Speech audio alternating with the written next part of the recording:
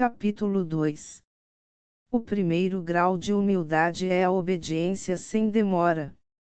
Esta é a virtude daqueles que não têm nada mais caro do que Cristo, que, por causa do serviço sagrado que professarão, e pelo temor do inferno, e pela glória da vida eterna, assim que algo lhes é ordenado pelo superior, recebem-no como um comando divino e não podem sofrer qualquer atraso em sua execução. Regra de São Bento, capítulo 5. Durante a tradução do 11º capítulo do 7º e último volume de Boedulus pelo irmão Blacktooth, e enquanto trabalhava febrilmente para concluir a obra, um mensageiro especial de Valana, no estado livre de Denver, chegou à abadia com notícias trágicas. O Papa Lino VI, mais astuto, se não o mais santo dos papos recentes, e o homem mais responsável por curar o cisma pós-conquista, havia morrido de insuficiência cardíaca enquanto estava até as canelas em um rio gelado de trutas, sacudindo sua vara de pescar para uma delegação da Cúria na margem. Ele protestava que o Senhor nunca disse a Pedro para parar de pescar peixes quando o comissionou para pescar homens. O Papa Pedro realmente levou 5 apóstolos para passear de barco logo após a ressurreição, apontou corretamente Lino. Então ele parou, empalideceu, largou a vara e agarrou o peito, quase desafiador, ofegou, vou pescar e desabou na água gelada. Mais tarde notou-se que essas últimas palavras eram de João 21h03.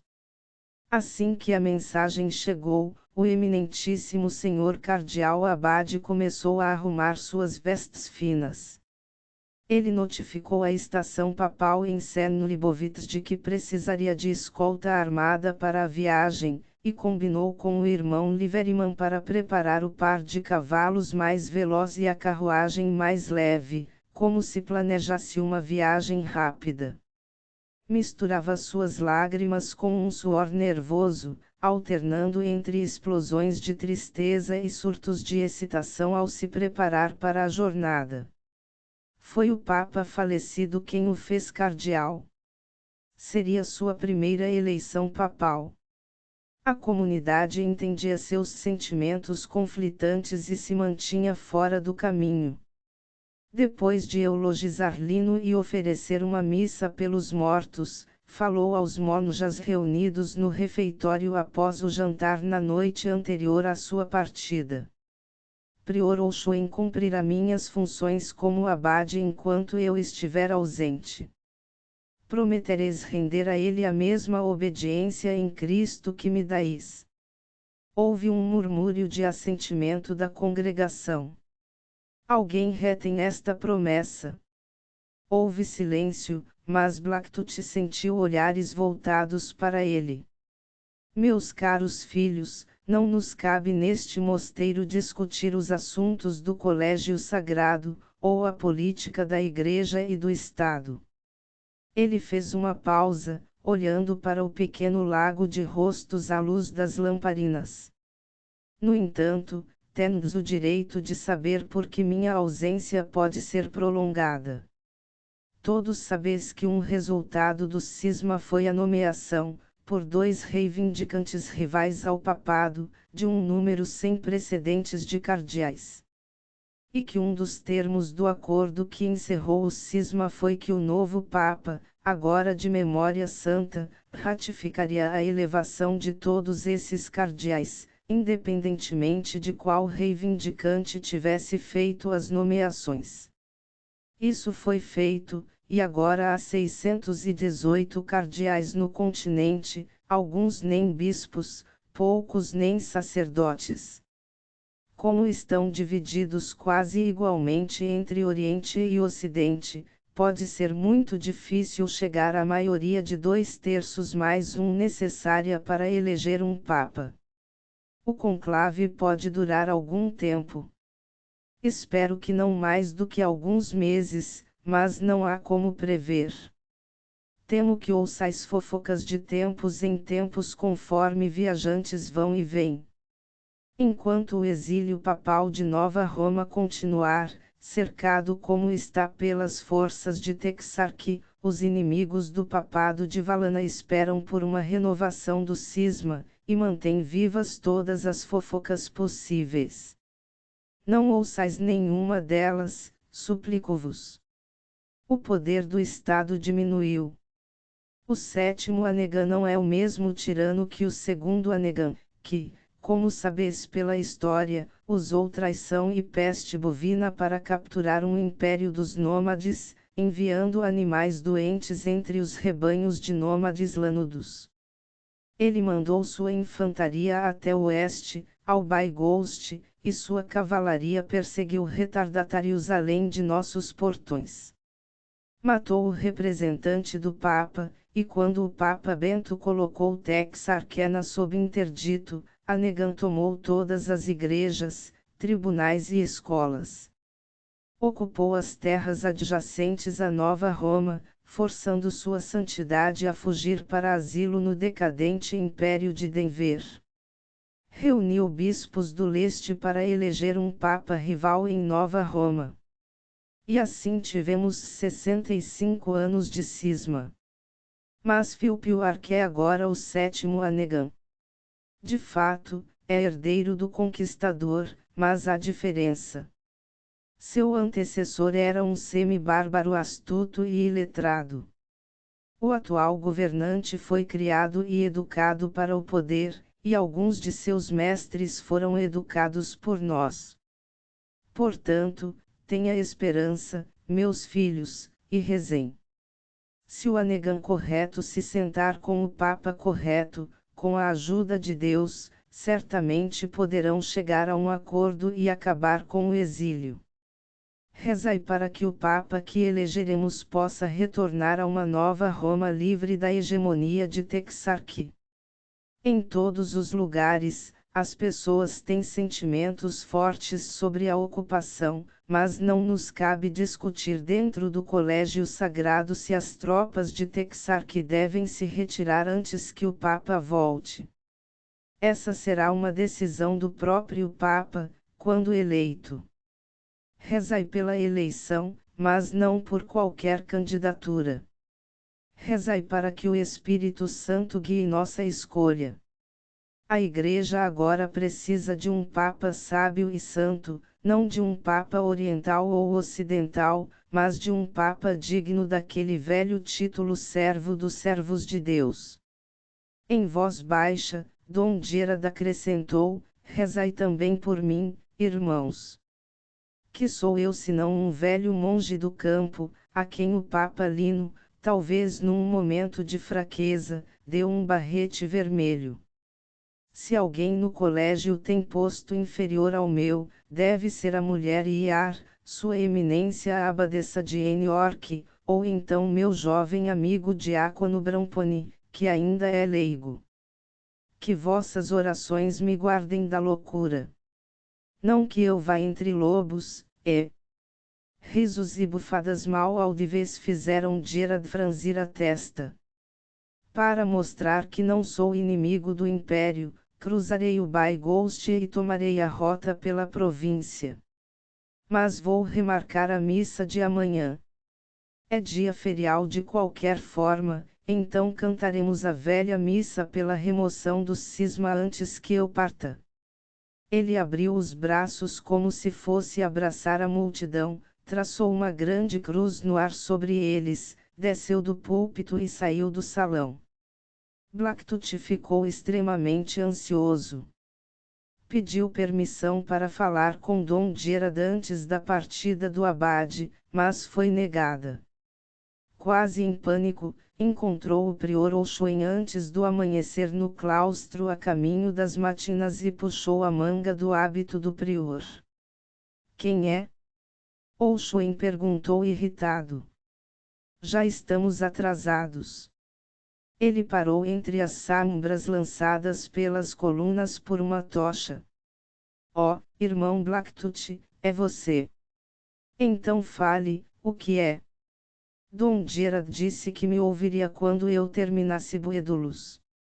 Estou quase terminando, mas agora ele vai embora. Ele disse que te ouviria. Se não abaixar a voz, ele vai te ouvir agora. Ouvir sobre o quê? Sobre mudar de trabalho. Ou sobre deixar a ordem. E agora ele vai ficar meses e meses fora. Você não sabe disso. De qualquer forma, o que posso fazer a respeito? E o que quer dizer com deixar a ordem? Antes que ele vá, poderia lembrá-lo de mim. Lembrá-lo de que sobre você? Não posso continuar assim. Nem vou perguntar. Assim como estamos atrasados. Ele começou a caminhar em direção à igreja com Blacktooth seguindo ao lado. Se Dom Gerard tiver um momento livre esta manhã, e se eu mencionar sua evidente agitação, ele saberá do que se trata. Oh, tenho certeza de que sim. Agora, sobre deixar a ordem. Esqueça, estamos atrasando as matinas. Passe no meu escritório em 1 ou 2 dias, se quiser. Ou eu mandarei chamá-lo. Agora acalme-se. Ele não ficará ausente por muito tempo. O abade Gerard, depois de oferecer a missa pela remoção do cisma, anunciou do púlpito seu desejo de que cantassem uma missa votiva pela eleição de um papa no dia marcado para a abertura do conclave, e outra missa igual no primeiro dia após qualquer notícia vinda de Vala na abadia, a menos que essa notícia anunciasse um novo papa. Depois, partiu em direção ao Byghost.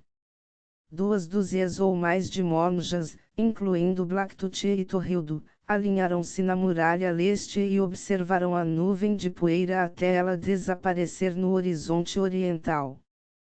Para provar que não é inimigo do Império, ele está indo pela província, repetiu Blacktooth com amargura as palavras de seu mestre. Mas ele leva guardas armados. Por que guardas armados? Isso te deixa amargo? Perguntou Torrildo, que geralmente se preocupava com os sentimentos de Blacktooth, raramente com seus pensamentos. Se ele fosse inimigo do Império, as coisas poderiam ser diferentes para mim, Torrildo. Como? As coisas poderiam ser diferentes para todos, se ninguém aqui jamais tivesse feito concessões. E ele teve a ousadia de falar comigo sobre pérolas aos porcos. Não te entendo, irmão. Não espero que entendam. Se meus próprios primos Ren e Sincal não entendem, como você entenderia? Colocou sua mão de forma reconfortante sobre a de Torrildo no parapeito. Basta saber que você se importa. Eu me importo, realmente. O postulante olhava para ele com aqueles olhos cinza esverdeados que tanto lembravam o olhar suave e atento de sua mãe. Havia algo de feminino nisso. Envergonhado pela intensidade do momento, Blacktooth retirou a mão. Claro que se importa. Vamos esquecer. E quanto ao difícil memorabilium? As equações de Maxwell, se chamam assim, posso recitá-las para frente e para trás, mas não sei o que são ou o que significam. Nem eu, mas você não deve saber. Posso dizer uma coisa, seu significado foi penetrado durante o século passado. Supõe-se que estejam entre as anotações que Fantad de Upfardentrot levou de volta a Texark há cerca de 70 anos. As equações de Maxwell estão entre os grandes memorabilia, pelo que ouvi. Upfardentrot. Ele não inventou o telégrafo. E a dinamite? Acho que sim. Bem, se o significado já foi penetrado, por que preciso memorizar? Tradição, eu suponho. Não, é mais que isso. Apenas continue passando as palavras em sua mente, como oração. Continue tempo suficiente, e Deus o iluminará, dizem os mais antigos. Se alguém já entendeu o significado, talvez eu pudesse descobrir. Isso poderia estragar para você, irmão. Mas pode tentar, se quiser. Pode ler o que o irmão Cornuer escreveu sobre o assunto depois que Pfardenthrot partiu, mas acho que não entenderá. Irmão quem? Cornuer. Ele inventou aquela velha máquina elétrica nos porões. Que não funciona. Oh, funcionou quando ele a construiu, mas não era muito prática aqui, e, por algum motivo, seu abade nunca deixou que ensinasse alguém a consertá-la. Já viu uma lâmpada elétrica? Não? Nem eu, mas o palácio dos Anegans em Texarkee está cheio delas. E algumas na universidade de lá. Cornuer e Pfardenthrot tornaram-se amigos, se bem lembro, mas o abade Jerome não aprovava. Diga, por que não lê aquele aviso que está sobre a máquina de Cornuer? Já vi, mas nunca li. A máquina é um incômodo para limpar. Tantas fendas e cantinhos para o pó. Torrildo era faxineiro e funcionário de armazém. Você nunca me falou sobre seu memorabilium, Blacktooth. Bem, é religioso. Não creio que tenha valor científico secreto. Chamam-no de lista de compras de São Libuetes. Tentou reprimir o orgulho de ter recebido o memorabilium do fundador, mas Torrildo não percebeu. Acontece algo especial quando o recita. Não diria sim, não diria não. Talvez eu nunca tenha me dedicado o suficiente. Como dizia São Libuetes, o que você vê é o que você obtém, Wyzewig. Onde está registrado esse ditado? O que significa? Blacktooth, que adorava os enigmáticos ditados de São Libuetes, foi poupado de responder quando o sino tocou a hora de sexta, marcando a retomada da regra de silêncio, que o abade havia suspendido para a manhã de sua partida. Os monjas na muralha começaram a se retirar. Venha me ver no porão, se tiver oportunidade, sussurrou Torrildo em violação da regra. Os ancestrais nômades de Blacktooth sempre valorizaram experiências místicas ou religiosas intensas, e essa herança, embora pagã, não destoava da busca mística tradicional que ele encontrara tão atraente e natural na vida monástica. Mas à medida que seu sentimento de unidade com os irmãos professos diminuía, sentiu-se menos cativado pelo culto formal da comunidade. Procissões e cantos de sermos já não elevavam seu espírito. Nem a recepção da Eucaristia na missa encantava seu coração. Sentia isso como uma perda distinta, apesar de suas dúvidas sobre sua vocação à ordem. Tentava recuperar, em sua prática devocional solitária, o que perdia no culto público. O tempo de um monge sozinho em sua cela era limitado a 7 horas por noite, das quais ao menos 1h30 deveria ser dedicada à oração meditativa, afetiva ou contemplativa. Parte desse tempo era usada para a leitura de partes do ofício divino que seu trabalho diário na abadia o impedia de cantar no coro nos horários regulares, mas Blacktooth raramente precisava de mais de 20 minutos para terminar seu breviário, e o resto do tempo dedicava a Jesus e Maria. No sono, porém, seus sonhos frequentemente eram coloridos pelos mitos de sua infância e da mulher cavalo selvagem que ele vira.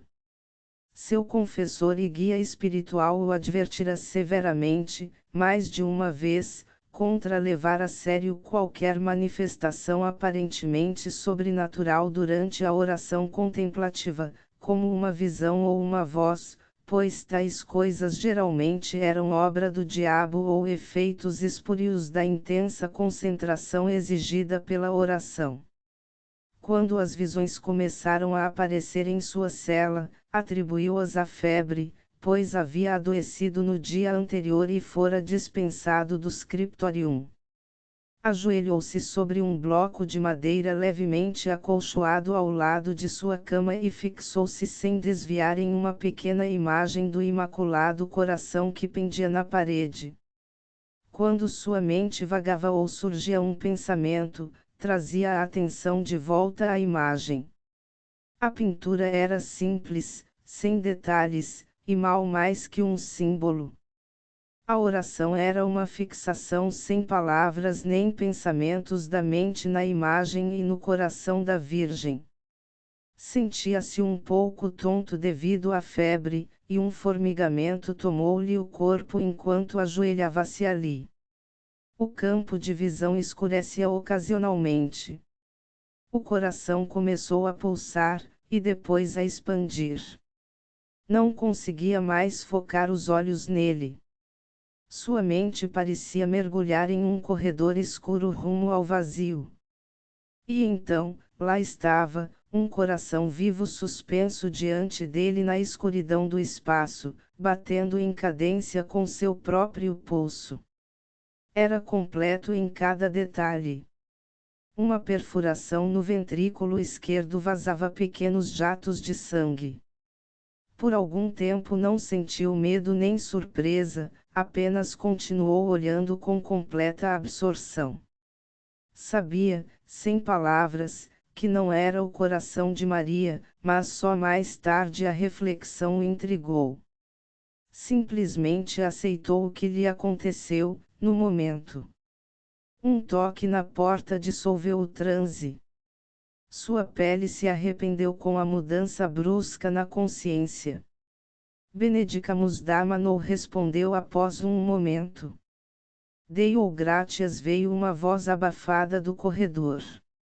Era o irmão Junen, despertando todos para as matinas. Os passos se afastaram. Levantou-se e preparou-se para sua rotina habitual, mas carregou o feitiço da visão todo o dia e o seguinte. Foi muito intrigante, mesmo após a febre passar. Quando o prior Olshoen não o chamou até o terceiro dia da ausência de Dom Gerard, Blacktooth foi procurá-lo. Olshoen era velho amigo, havia sido professor e confessor de Blacktooth antes de se tornar prior, mas naquele momento a presença de seu antigo aluno à porta de seu escritório não evocou sorriso de boas-vindas. Oh, bem, eu disse para você me visitar, não disse, disse Olshoen. Pode se sentar. Retornou à cadeira, apoiou os cotovelos na mesa, pressionou as pontas dos dedos juntas e finalmente sorriu levemente para Blacktooth. Ele esperou. Blacktooth sentou-se à beira da cadeira, sobrancelhas erguidas. Também esperou. O prior começou a abrir e fechar as pontas dos dedos opostas, um par de cada vez, repetindo o gesto.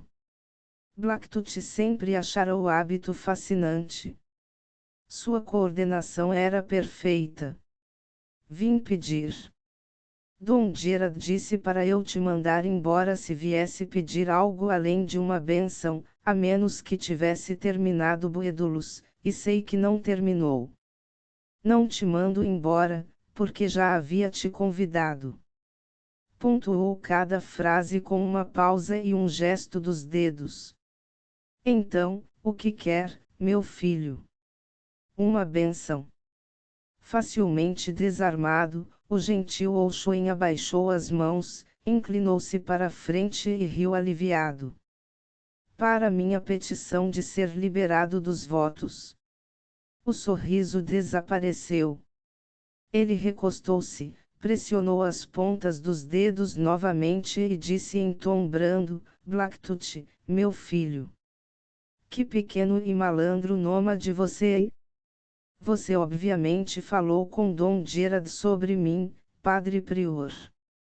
Blacktooth arriscou um sorriso pesaroso.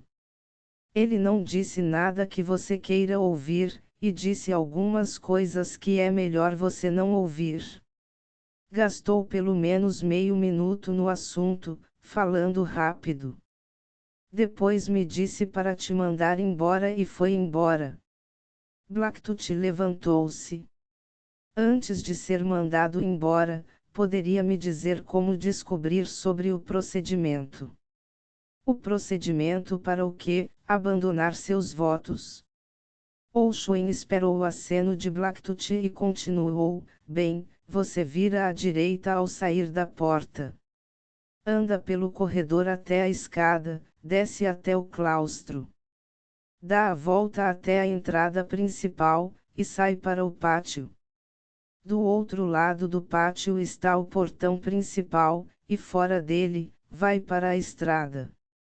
A partir daí, você está por conta própria. O caminho para seu novo futuro está aberto. Considerou desnecessário acrescentar que Blacktooth estaria sob excomunhão, inelegível para muitos empregos, privado de petições em tribunais eclesiásticos, afastado dos sacramentos, evitado pelo clero e pelos fiéis, e facilmente vítima de quem percebesse que não podia processar nos tribunais. Quero sair legalmente, claro. Há livros de direito canônico na biblioteca. Obrigado, Padre Prior. Blacktooth começou a sair. Espere, disse o prior, cedendo.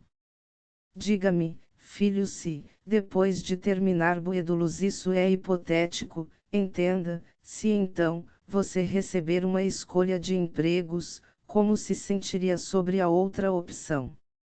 O monge hesitou. Provavelmente pensaria de novo sobre a outra opção. Quão perto está de terminar? Faltam 10 capítulos. Oxuen suspirou e disse: sente-se novamente. Revirou papéis na mesa até encontrar um envelope lacrado. Blacktooth pôde ver seu próprio nome nele, escrito pela mão de Dom Gerard. O prior abriu, desenrolou a nota, leu devagar e olhou para Blacktooth. Pressionou as pontas dos dedos juntas novamente e começou a bater com elas aos pares como antes. Uma escolha de empregos. Sim, ele deixou para você uma escolha.